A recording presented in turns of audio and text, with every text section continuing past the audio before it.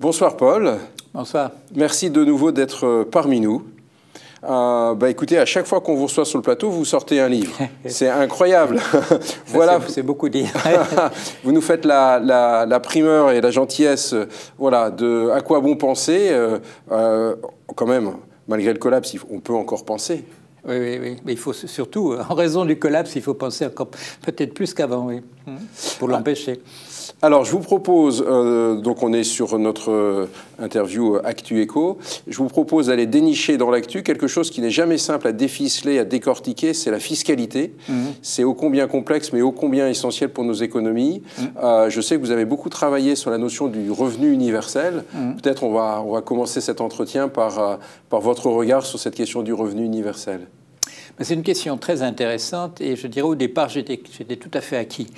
Et puis j'ai réfléchi un petit peu à mon expérience dans la finance, quand même 18 ans dans la finance, et j'ai pensé au fait que des sommes distribuées aux citoyens ordinaires sont des sommes qui sont toujours un peu tentantes pour la finance, et pas seulement pour la finance, de mettre la main dessus. Quand je dis la finance, eh bien c'est parce que, voilà, tout ce qu'on voit passer, on pourrait essayer quand même du côté des financiers de voir si on ne peut pas en prendre une partie, mais il y a aussi tout simplement le marché. À l'époque où existait l'indexation, et ça existe encore en Belgique, on voyait que quand il y avait un saut d'index, c'est-à-dire la possibilité pour les gens de gagner un peu plus parce que le coût de la vie a augmenté, on voyait aussitôt ces prix-là se refléter dans le reste de l'économie, en particulier dans les loyers.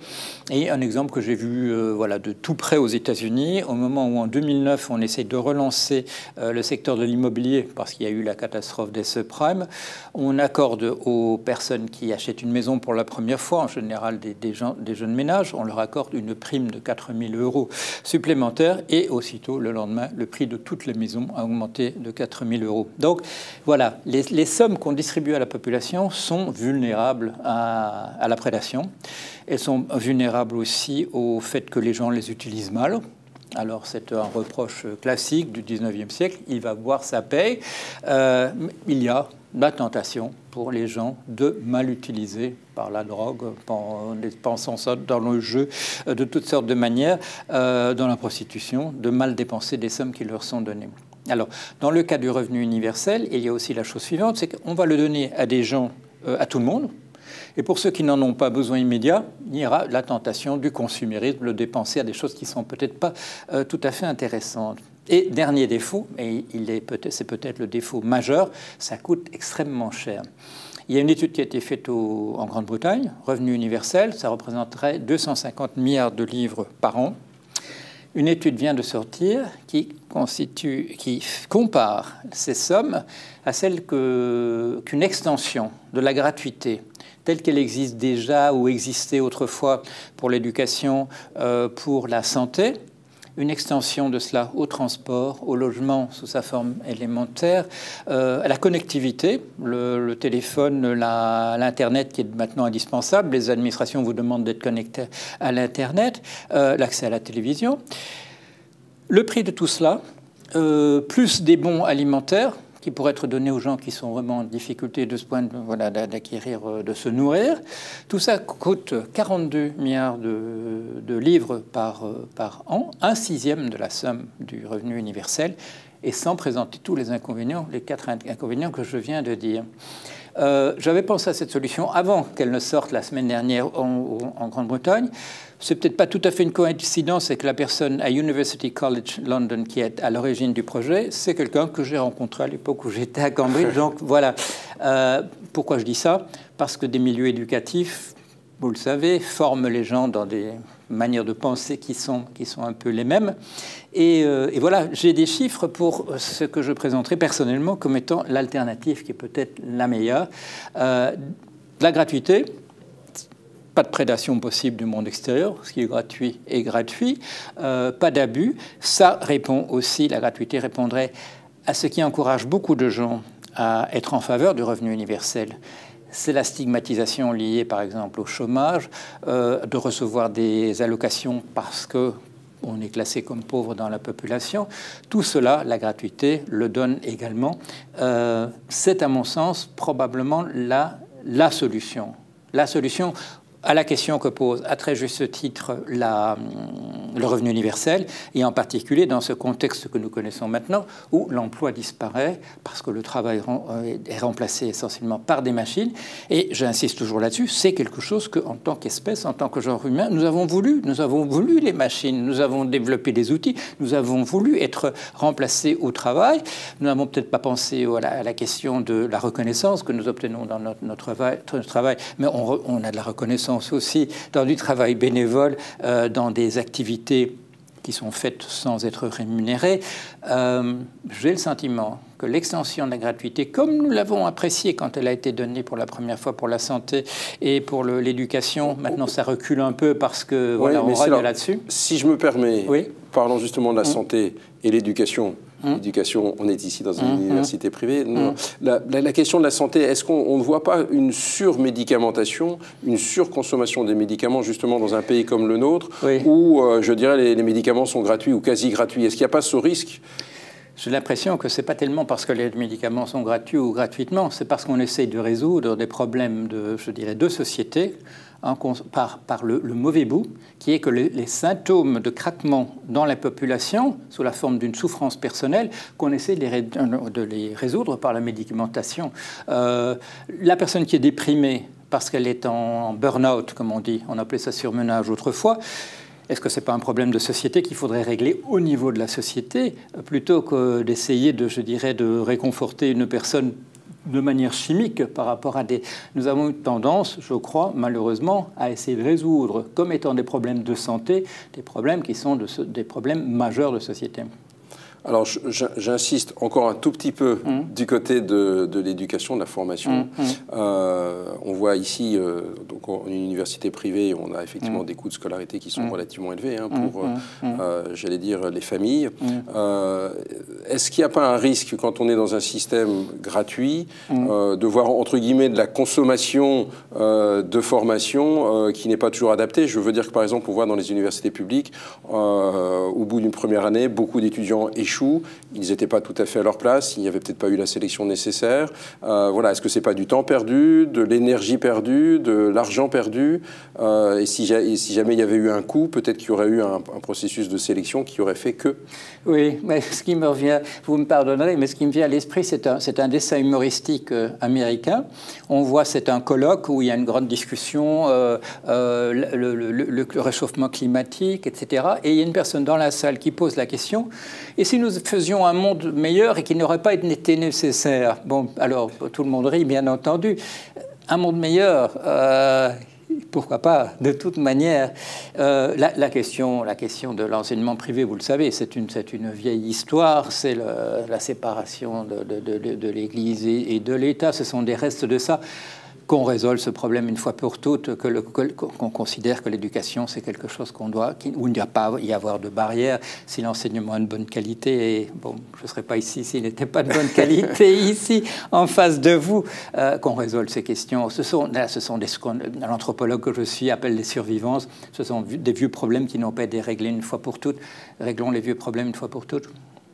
Alors, je reviens sur la question du travail, qui est une question clé. Revenu universel est souvent lié à la taxe robot. Qu'est-ce que vous pensez un peu de la taxe robot?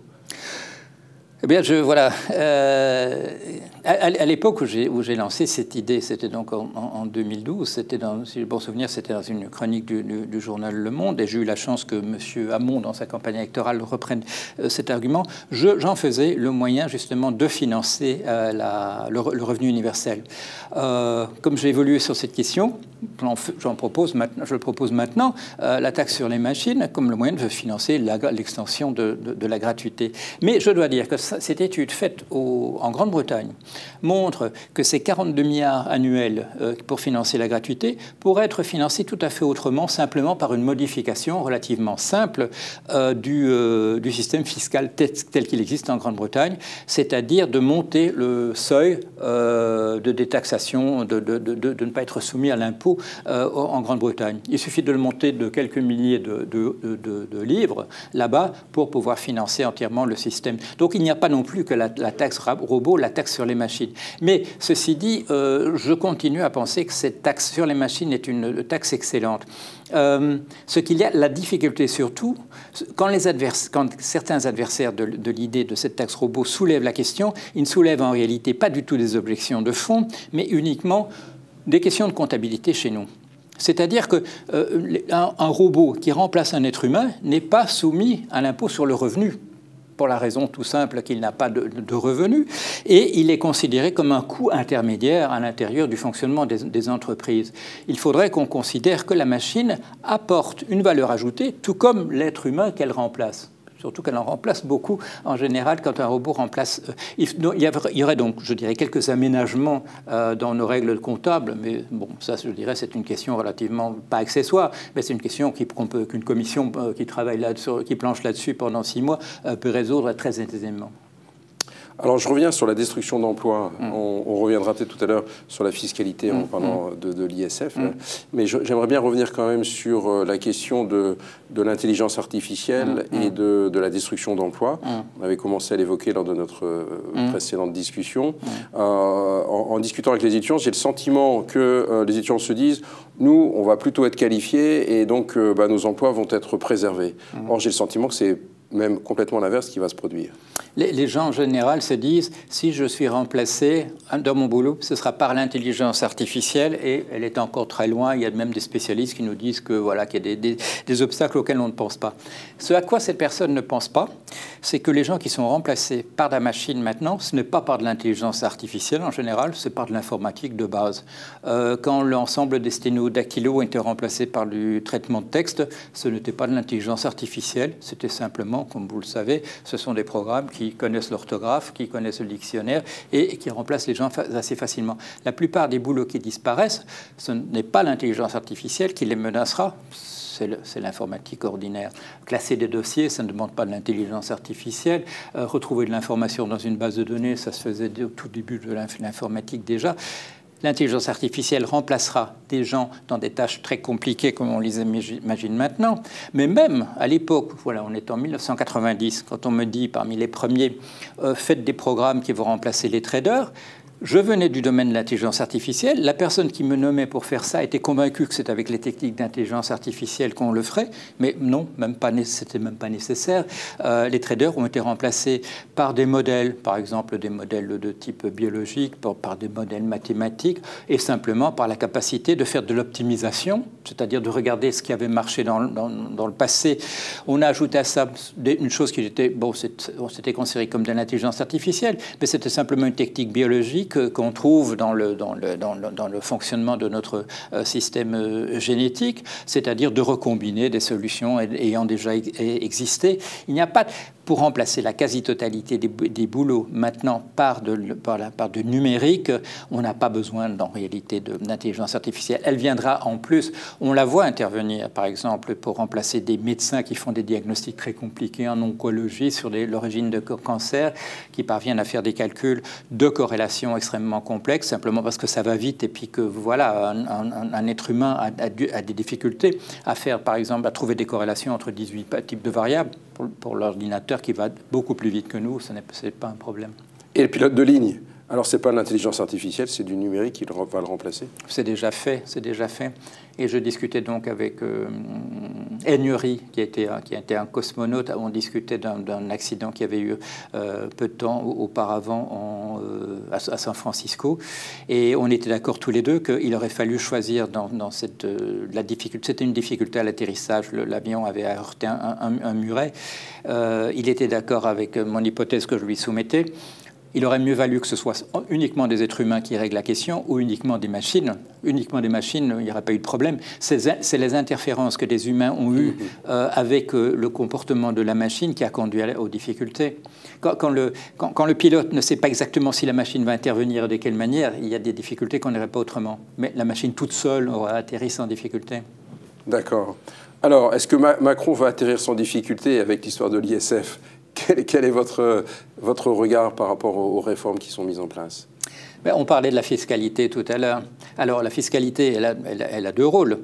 Il a un rôle de faire rentrer des ressources pour l'État pour les activités qui justement sont déjà de l'ordre du gratuit maintenant. Bon, la santé, nous cotisons tous, etc. Mais il y a des choses qui sont financées, comme l'armée, comme l'enseignement, au moins partiellement, par les revenus qui rentrent et qui rentrent par l'impôt. Mais pareil, ça c'est une première chose. Mais le deuxième rôle que nous donnons à la fiscalité, c'est un rôle de redistribution pour corriger partiellement les difficultés par exemple, de la concentration de la richesse. Ce sont toujours un petit peu, je dirais, des batailles après coup. C'est parce qu'il y a des problèmes en amont qu'on n'a pas pu résoudre qu'on essaie de les résoudre de cette manière-là. Alors, les mesures de suppression de l'impôt sur les grandes fortunes, ça vient toujours d'une théorie économique, celle du ruissellement, qui considère que les riches distribuent de l'argent qui va se retrouver de l'économie d'une manière ou d'une autre. La crise de 2008 nous donne quand même énormément de données qui nous montrent que quand il y a une concentration excessive de la richesse, l'argent en plus va se retrouver sur les marchés spéculatifs. Et pas nécessairement parce que la personne qui dispose de ces sommes importantes est un spéculateur ou a envie de spéculer, mais c'est parce que ne pouvant aller nulle part ailleurs, en présence de bulles, par exemple, de bulles financières, la personne qui veut protéger des sommes contre une déperdition éventuelle va le mettre à la disposition d'organismes, des hedge funds qui vont spéculer avec cet argent-là. Donc cette idée que de l'argent récolté par quelqu'un d'extrêmement riche va se retrouver dans l'économie, depuis 10 ans, nous avons la preuve, nous avons les chiffres à l'infini qui nous montrent que ce n'est pas nécessairement le cas. La difficulté, c'est de voir que des théories qui ont été infirmées par les faits de manière massive sur les 10 dernières années sont quand même prises au sérieux. Là, il y a un décalage qui est quand même coupable, à mon sens, coupable. Paul, je vous propose qu'on se retrouve très vite, la prochaine fois, pour parler du grand collapse et de votre dernier ouvrage. Très bien, très volontiers. Est-ce que vous avez peut-être juste pour conclure un petit mot à dire par rapport à cet ouvrage ?